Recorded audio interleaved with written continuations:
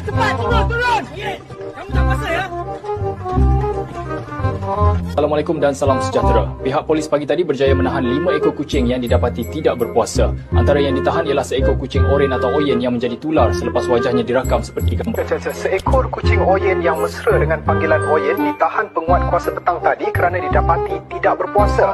Oyen ditemui sedang menikmati ikan di sebuah pasar dan kini dibawa. Assalamualaikum dan salam sejahtera. Pihak penguat kuasa hari ini menahan seekor kucing oyen dikenali sebagai oyen yang merupakan anggota polis berpangkat korporal. Oyen diberkas ketika siasatan.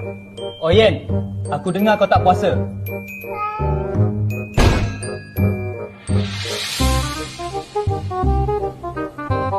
Oyen, kamu akan didenda. Gaji kamu digantung selama sebulan kerana tak berpuasa.